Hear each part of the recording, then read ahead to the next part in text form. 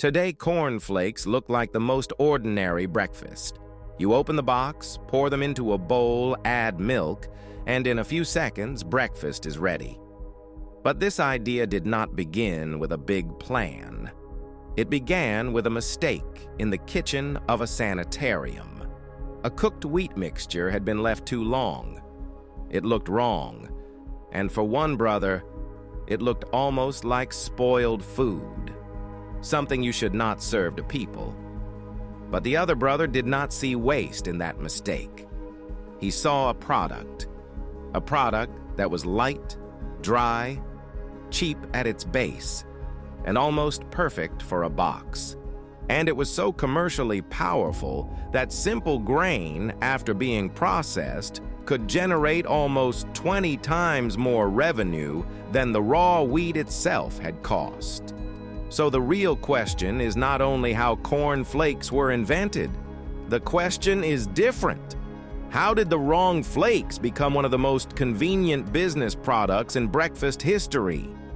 To understand that, we do not need to go back to a supermarket. We need to go back to a sanitarium. Turning point. The story of Corn Flakes did not begin as the story of a brand, and it did not even begin as the story of breakfast. It began in a sanitarium. In the late 19th century in Battle Creek, Michigan, Dr. John Harvey Kellogg ran the Battle Creek Sanitarium, a place where people came not just to rest. They came to change the way they lived. The place had a strict routine: exercise, fresh air, water treatments, and a special diet. For John Kellogg, food was part of treatment. He believed that ordinary heavy meals overloaded the body, especially the fatty, meaty, dense foods that many people of that era considered a normal breakfast. He wanted a different kind of food, something lighter, simpler, and better suited for patients. Not a luxury meal, not a culinary masterpiece, but an everyday food that could be given to people without putting extra weight on the body. That is why the kitchen of the sanitarium kept experimenting with grains. They worked with wheat, corn, cereals, and other plant-based foods, trying to find a form that would be simple, gentle on digestion, and easy to serve. Working beside John was his younger brother, Will Keith Kellogg. John was a doctor. He thought about health, principles, and patience.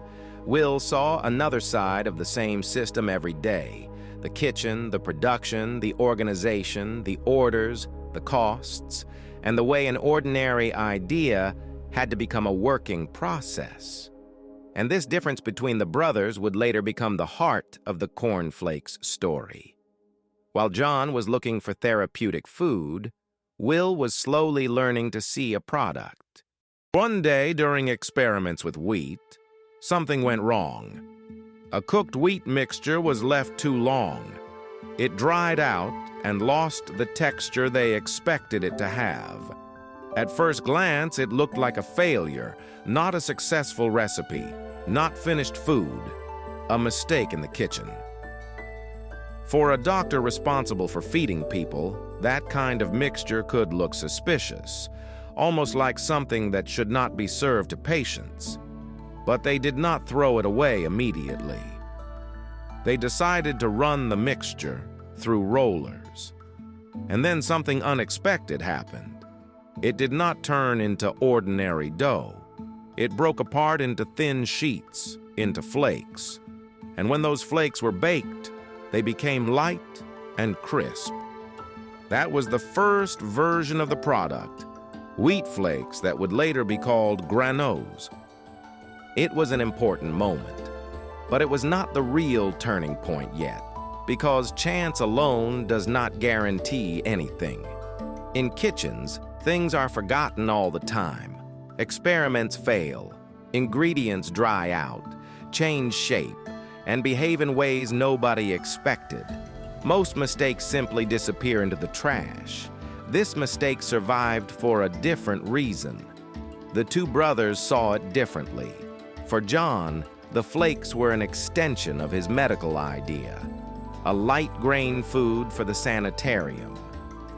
It suited the patients, it was simpler than a heavy breakfast, and it fit his view of proper nutrition. But Will saw more. He did not see only food for a sanitarium. He saw a product that could leave the walls of that building. And this is where the real story of Corn Flakes begins. Because the flakes were not just a lucky form of grain, they were almost the perfect form for a mass market. The raw material was relatively inexpensive. Grain was not rare. It did not have to be found like an expensive delicacy. It was familiar, accessible, and easy to understand.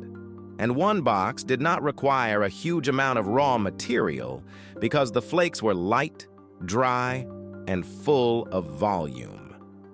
That meant simple grain could become a product that looked bigger, sold for more, and was easier to place in front of customers. Of course, the process still needed equipment. The grain had to be prepared, processed, rolled, dried, baked, and packed. But the model itself was extremely strong. A dry product could be stored longer than fresh food. A light product was cheaper to transport. Boxes could be stacked, shipped, placed on shelves, and sold in different cities. And at home, the buyer did not have to cook breakfast from scratch. There was no need to start a fire, fry meat, or spend a long time standing at the stove.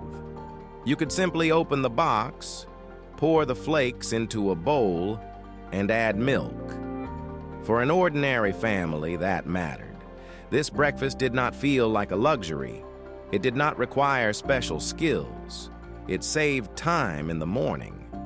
And it was affordable enough to become part of normal household life. This is what Will could see.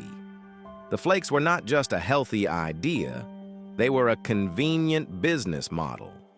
Later, the numbers made that clear.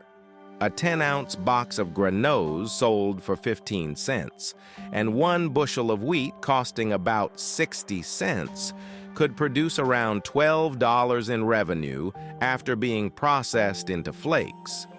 That does not mean the entire difference was pure profit. There were people to pay, machines to run, packages to make, fuel to burn, products to ship, and advertising to buy. But the raw material logic was remarkable. Cheap grain could become a packaged product that generated about 20 times more revenue than the cost of the wheat itself. And at that point, this was no longer only about breakfast. It was about scale. Will understood that value was not created only by the grain itself. Value appeared when the grain received a new form, when it became convenient, dry, packaged, durable, and easy to buy again. The product could be made repeatedly. It could be shipped farther. It could be sold to ordinary families as a simple solution for the morning. For John, this path did not feel as natural. He was not, first of all, an entrepreneur. He cared about health, patience, and principles. He did not want to turn therapeutic food into a mass product at any cost, especially when taste became part of the discussion. If ordinary people were going to buy it, the product had to become more appealing. It had to taste better, make more sense to the market, and become the kind of breakfast a family would actually want to put on the table. For John, that could look like compromise. For Will, it looked like necessity. Because a product that is useful but unwanted stays inside the system. But a product that is useful, convenient, affordable, and pleasant can reach the market. That is why the conflict between the brothers became more than a family disagreement. It was a conflict between two ways of seeing the same food. John saw nutrition as part of treatment. Will saw nutrition as a mass habit. John wanted to improve the lives of patients inside the sanitarium. Will understood that this kind of food could change breakfast far beyond it. Gradually, the flakes began to move out of the kitchen, first as granose, then through new experiments with grains, later through corn flakes. And in 1906, Will Keith Kellogg founded the Battle Creek Toasted Corn Flake Company. From that moment, the story fully became a business story. Will was not betting only on the product itself. He was betting on packaging, advertising, recognition, and repeat purchase, because a box of flakes was not a one-time curiosity. It was something that ran out and then returned to the shopping list. That is why the flakes could become a big product. They solved several problems at once. For the producer, they offered inexpensive raw material, low weight, convenient logistics, and a model that could scale. For the store, they were a box that was easy to store and sell. For the buyer, they were a fast breakfast an ordinary family could afford. For the market, they were a new daily habit that could be repeated every morning. Before this, breakfast was often a process. Now, breakfast could become a ready product. Before this, grain was raw material. Now, grain could become a brand. And that was the real strength of corn flakes. Not that someone once accidentally created flakes, but that Will Kellogg understood something deeper. A chance result could become a system of production, packaging, distribution, and daily purchase. Corn flakes were simple. That is exactly why they became big. They did not demand much money from the buyer. They did not demand time. They did not demand cooking skill. They did not need a long explanation. The box itself seemed to say, "Morning can be easier." And maybe this is the real lesson of the story. The world is not changed only by complicated inventions. Sometimes the world is changed by someone who looks at an ordinary mistake and sees a product inside it. One brother saw food for patients. The other saw breakfast for millions. One thought about the sanitarium. The other thought about the market. And when cheap grain became light flakes and light flakes became a box on a shelf, ordinary breakfast became part of a new industry. Corn flakes changed the morning not because they were complicated.